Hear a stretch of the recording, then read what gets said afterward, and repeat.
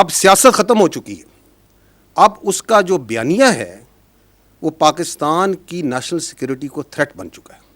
And that is why it is very important that we come clear, بغیر کسی ابہام کے, بغیر کسی ڈاؤٹ کے, we need to come clear and say what needs to be said. And we need to understand that how this narrative is working, why it is working, and also, unfortunately, it is working in deep collusion with external actors. To understand that, first, I'll set the stage by repeating something that we have been repeating, the armed forces have been saying again and again, that we are the armed forces of Pakistan. We don't represent any ethnicity. ہم کسی علاقیت کو, کسی لسانیت کو, کسی مذہبی جھکاؤ کو اور کسی سیاسی سوچ کو یا مکتبہ فکر کو ریپرزینٹ نہیں کرتے. ہمیں پاکستان کے ہر علاقے کے, ہر مذہب کے, ہر مسلک کے, ہر زبان کے, ہر سیاسی سوچ کے لوگ موجود ہوتے ہیں. But we put that all aside once we wear this uniform. That is our pride, that is our honor. We strive, we die on daily basis, not for some zaban, some alaka, some siyasi soch. We strive and die on daily basis for the people of Pakistan, for the integrity of Pakistan. And that we say very clearly. And we also don't come from the elite of Pakistan. کہ پہلے بیانیہ بناتا ہے یہیں سے بیٹھ کے کہ ریمیٹنسز بند کر دیں پاکستان کی تاکہ پاکستان ڈیفالٹ کر جائے. آئی ایم ایف کو لیٹر لکھیں کہ پاکستان کے ساتھ کوئی معاہدہ نہ کریں تاکہ پاکستان ڈیفالٹ کر جائے. سول ڈس اوبیڈینس کریں, بجلی کے بل نہ دیں تاکہ پاکستان میں انتشار پھیلے. اور پھر کہتا ہے, یہ بھی آپ نے حال ہی میں آپ کو ابھی چند دنوں کی مثال نہیں, پچھلے چند دنوں پرانی مثال دیتا ہوں.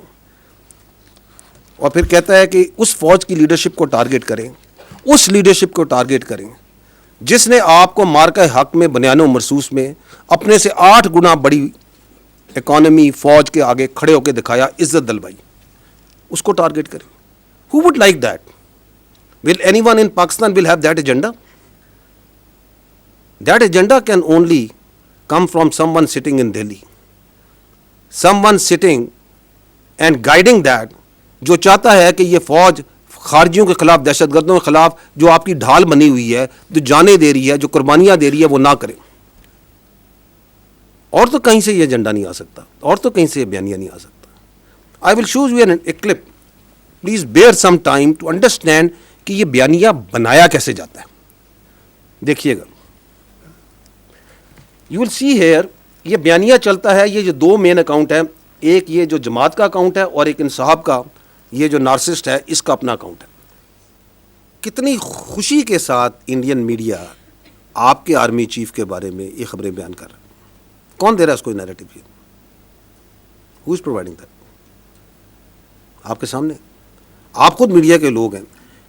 6 8 گھنٹے یہی نیریٹو چلائی جائیں گے. ایک منٹ میڈیا کا قیمتی ہوتا ہے, پیسہ لگتا ہے نا. Why are they spending so much money of the narrative of this delusional mind? اس نارسسٹ کا کیوں چلا رہے ہوں؟ ایک ہی وجہ نا, بیکاز یہ پاکستان کی فوج کے خلاف بول رہا ہے, کیونکہ یہ پاکستان کی فوج کے سربراہ کے خلاف بات کر رہا ہے. یہ افواج پاکستان اور عوام کے درمیان دراڑ ڈالنے کی بات کر رہا ہے. اور دس از در مین اسٹریم میڈیا. جائیں ان کا سوشل میڈیا دیکھیں, ان کے انفلوئنسرز کو دیکھیں, فل آف آل دس. کہاں سے نیریٹو چل رہا ہے, کدھر سے ٹویٹ ہوتی ہے اور کس طرح اس کو اٹھاتا ہے, وہ آپ کے سامنے میں نے دکھا دی. آپ کے خیال میں یہ سب کچھ جو چل رہا ہے, یہ جو انڈین میڈیا, افغان میڈیا یہ جو چلا رہا ہے, یہ کوئی فری لنچ ہے؟ Is there a free lunch?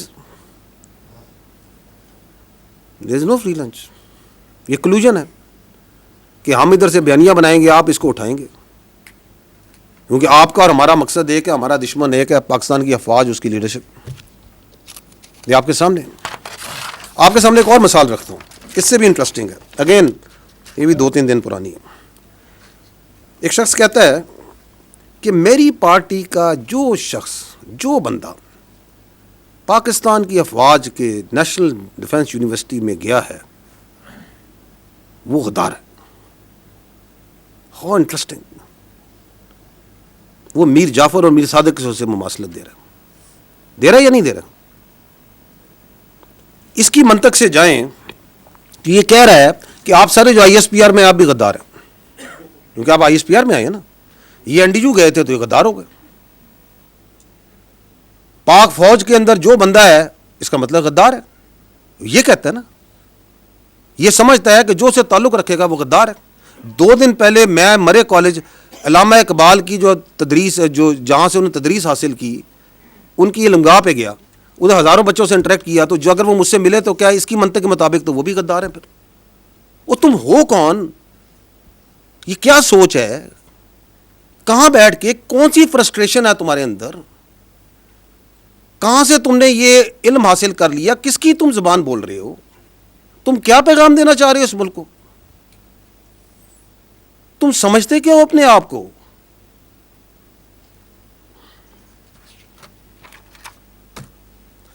کیوں یہ کہہ رہے ہیں؟ It's nothing new. یہ ابھی آپ دیکھ رہے ہیں اس کے اثرات، اس کی فرسٹریشن کے. لیکن یہ ذہنیت کے جو وہ کہتے ہیں نا سمٹمز ہوتے ہیں نا بیماری کے، یہ جو ذہنی مرض ہے اس کی بیماری کے سمٹمز آپ نے پہلے بھی دیکھے تھے. 9 مہینے نہیں دیکھا تھا آپ نے؟ اسی جی ایچ کیو میں جہاں بیٹھے ہیں اس پہ اس نے حملہ نہیں کرایا تھا؟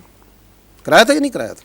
تو جو اپنی فوج پہ حملہ کرا سکتا ہے، جو شہیدوں کی جو یادگاریں ہیں ان کو آگ لگوا سکتا ہے، جو پاک فضائیہ کا 1965 کی جو نشانی ہے، جس نے دانت کھٹے کیے تھے ہندوستان کی فضائیہ کے، اس نشانی کو آگ لگوا سکتا ہے، جو پاکستان کی جو فخر ہے، جو چاغی کا ہماری نشانی ہے، اس کو آگ لگوا سکتا ہے، تو اسے غدار کہنے میں کیا پرابلم ہے؟ There is absolutely no problem.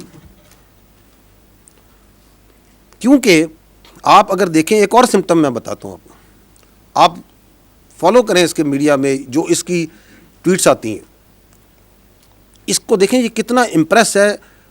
جو ایک نون غدار ہے اس ملک کا، شیخ مجیب الرحمان، اس کی افکار سے کتنا متاثر ہے، بار بار اس کو کوٹ کرتا ہے، اس کی مثالیں دیتا ہے. اس کو کیا پرابلم ہے کہ وہ یہ کہے کہ جو فوج کے ساتھ بیٹھ کے کوئی ورکشاپ میں بیٹھے گا وہ غدار ہے؟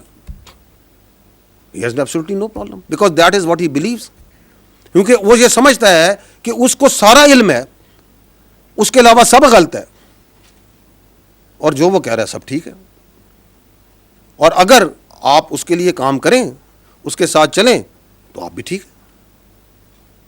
جس کی سیاست کی ڈیفینیشن یہ ہے کہ اگر میں اقتدار میں ہوں تو جمہوریت ہے، اگر میں اقتدار میں نہیں ہوں تو آمریت ہے.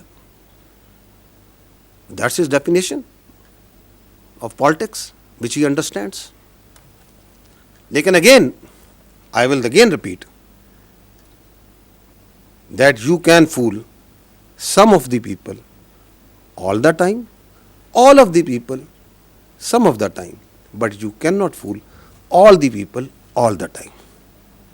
تو آپ کی یہ سیاسی شعبدہ بازی ہے، اس کا کام، اس کا وقت ابھی ختم ہو چکا ہے. ایک اور جو یہ شخص ہے، اس کے بیانیے کی ایک اور کاروائی آپ کو بھی دکھاتے ہیں، اور وہ ہے his obsession of his media and social media with army. وہ اتنی obsession comical ہے کہ یہ ہر، آپ ان کی فالو کریں ان کے بیانیے کو، جس کی میں نے آپ کو چلایا وہ کیسے ایک آرگنائز طریقے سے چلاتے ہیں، کہ اس کے اندر how much obsessed with this what is happening in the army.